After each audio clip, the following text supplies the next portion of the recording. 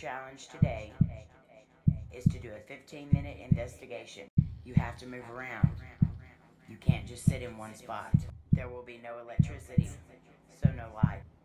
You will be allowed to have one candle. If for some reason your candle blows out, you will be allowed to relight it one time and one time only. You must film yourself for 15 minutes, non-stop, no cuts, no editing. Good luck, everyone.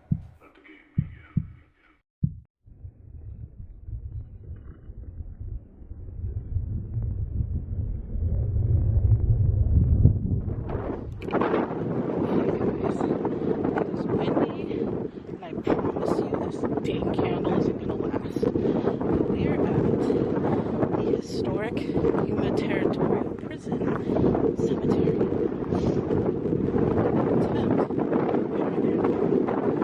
Okay, I'm not really gonna get good at it.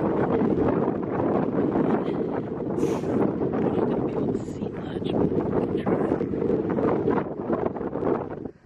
So,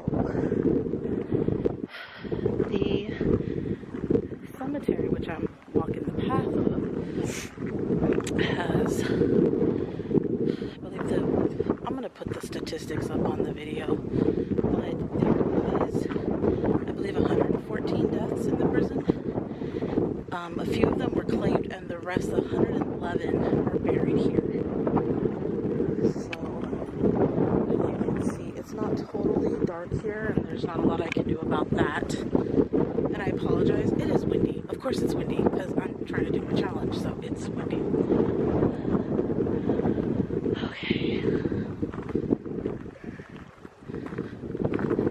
And you're going to be able to hear some, like, people laughing down the path, because there's some people that decided to show up, and they're, like, down way over there.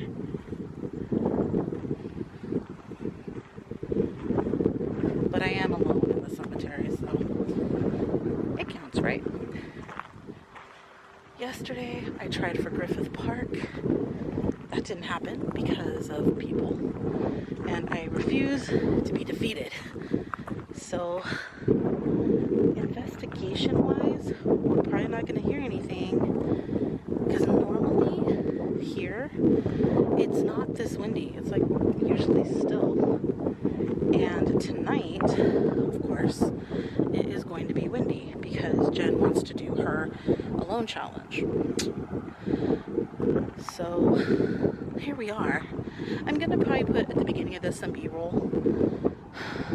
It is nice. And the moon is a little bit illuminating, but my candle didn't make it. Even I put it in a jar and it still didn't make it.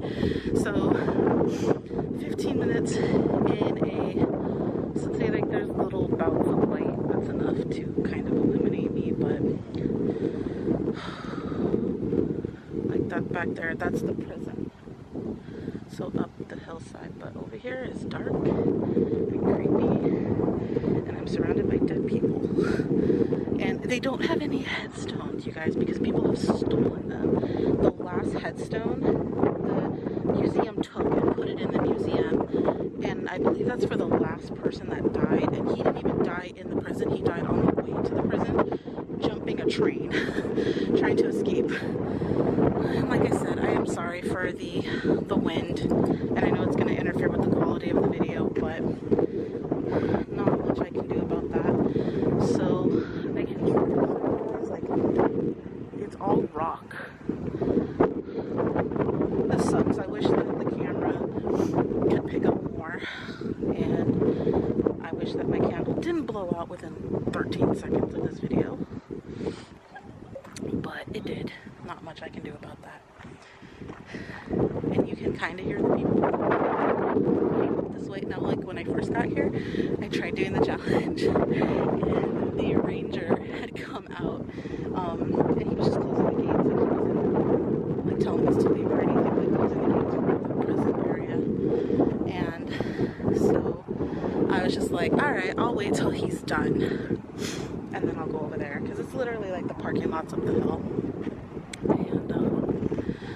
Look at all of Yuma, glorious Yuma.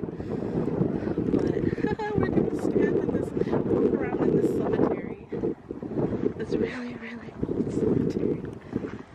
by myself. It is like 11:30 at night.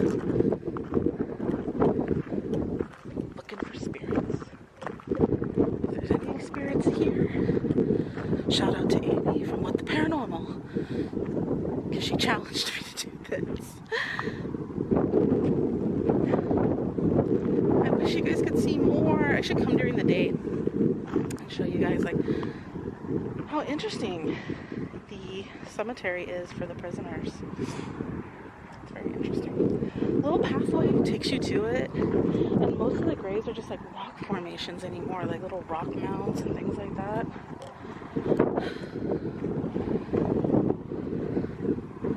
Yeah, real interesting. Let me see. It's like all those graves down there. If you can see any of that. I don't think you can. There was one female, and she's buried here. Most people died from tuberculosis, or what they called consumption.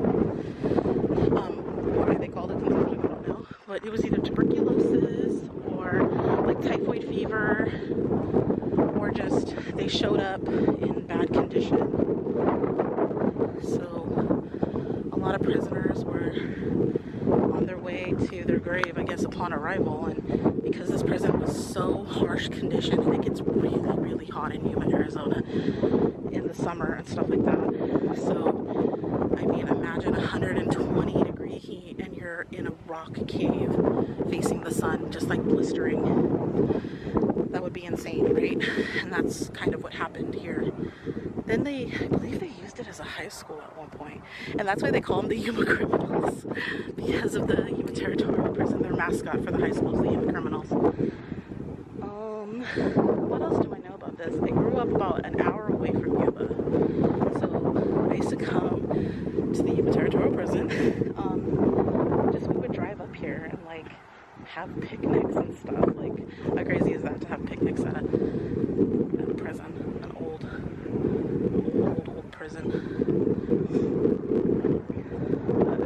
As you can tell, it's getting closer to Halloween, so everybody's trying to do these like hang out at haunted locations, and that's why you hear a bunch of people being all giggly and stupid. Plus there's like a river down the way, and yeah, trying to find a cool location to do stuff at that would actually be, you know, notable and would actually be like kind of worth my time, or even be a challenge.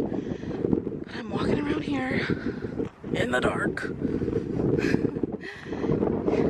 It's really dark. I hope I don't kill myself, because this hill is steep if you fall down it. So, but I mean, I know it's the 1800s challenge, but there is like, the moon's pretty bright, and there is some lighting. There's probably a little bit more lighting than I would have liked, but it is still really, really dark here. And I think you can pick that up, how dark it is here. And I'm trying to talk as much as possible because of the wind. And the only thing going to be scary about this video is my allergies tomorrow. So, like I said, I tried the Los Angeles, like the old Los Angeles Zoo at Griffith Park, but there was like 20-some teenagers literally kicking beer around up there, like playing really loud music on a Bluetooth speaker and screaming and hollering, and I was like, yeah, there's no way. There's no way. And I didn't even want to approach them and be like, can you guys quiet down so I can do this for 15 minutes, because teenagers come strapped, and I don't want to be responsible for what might happen to the teenagers if they pull something on me. So, but yeah, and there's little benches and stuff. I don't know if you can see them. Like, I really wish my candle didn't blow. It wasn't gonna last in this at all. It was just not gonna happen. But there's like you can see a formation of a grave over here and stuff like that. So no light and wind. How could this get any worse? But we are 9 minutes in. I got 6 minutes to go. I got this. I got this. I'm familiar with cemeteries, right? I work in them. I damn near live in them sometimes with as much work as I get. But it is windy. Why? Why? Why is it windy? So if it wasn't windy, I'd be like post more of an investigation with like some of the people who have died here's or are buried here's names. See what we would get. But unless I'm still in this, Amy. I'm still doing it regardless. So you guys are just gonna have to like turn the speaker down and watch me in the dark. Watch the glisten of my face in the dark, because welcome to the ParaGames 2022. I am your host, your ghost host, Tara with T, and we are in the Yuma Territorial Prison's historic cemetery. Yay! And it's windy. I kid you not, it's probably like 35-mile-per-hour winds right now. Like, no joke. I'll probably look up and see how fast these winds are. And in the desert, yeah, we do sometimes get wind, but it's not always. And the winds come up, and they're usually not even strong. It's like a breeze, like a gentle breeze. Go down this hillside right here. Maybe 5, possibly 10 miles per hour. Oh, it's slowing down. Can you guys hear me? Can you hear me? See that? That's the moon, you guys. Is it? No, it's a light. There's the moon. Look how bright that moon is. How pretty. I love a nice glistening moon. Especially when you have no candle. I have no candle. So my candle and a moth just flew by my face.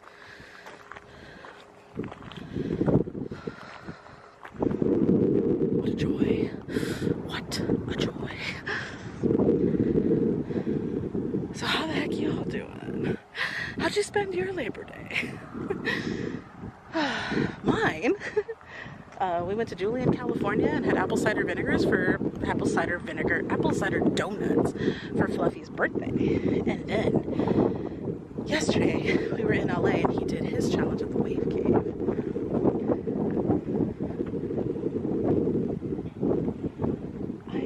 I'm so bummed because like I want you guys to see more of this and I wanted this to be better. But if I see something, I will definitely point the camera in that direction. Like, oh, like that is down a very steep hill.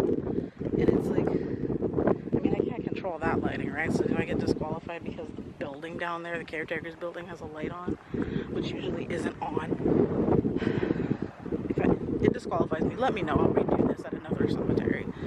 But that's like down a very steep hill. Like there's the very steep hill. Like you can't even see it. Spirits. Oh, spirits. I mean, no disrespect. But if you'd like to speak into my camera, you can. I promise I'm not gonna like bite or nothing.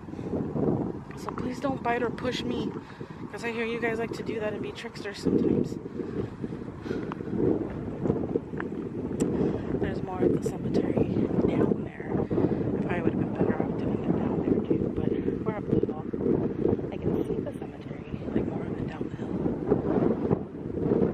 This is crazy. I don't even have a K2 meter. This is the 1800s challenge, early 1800s, where they didn't have K2 meters. They didn't even really have cameras, so. But, yeah. We got, like, just over a minute and a half left. And it is still windy. We still can't hear anything.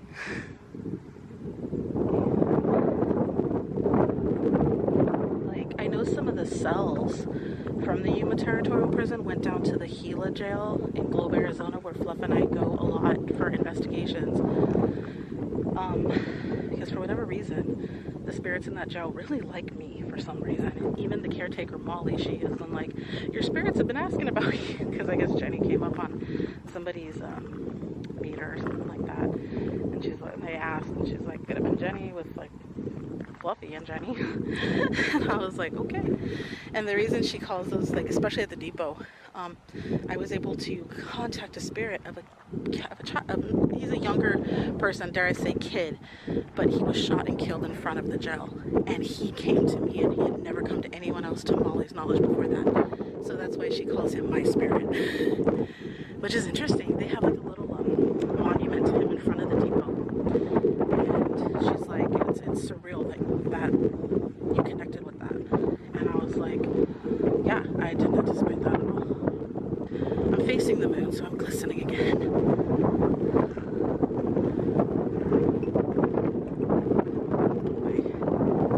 And those people are gone, I think. I'm all alone. They're not even up the hill.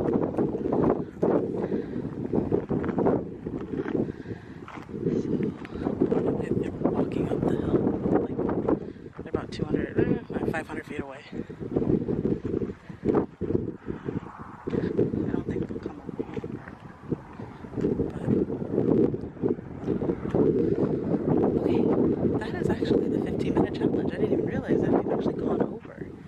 But I'm gonna wait until they leave. Because I want to remain alone. But that is my challenge. I did it. I did it with no candle because mine lasted a whopping 15 seconds.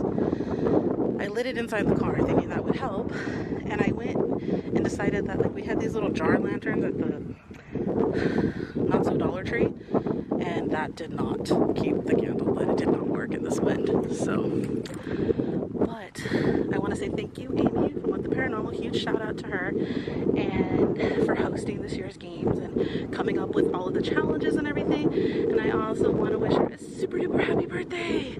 And I know Fluff sang happy birthday, and I was gonna do it too, but it's so windy. I feel like what's the point on that one? So, but happy birthday to you. Thank you for all that you do. We love you, sweet Amy. Happy birthday to you. And thank you guys. And ready for the next challenge. Till next time.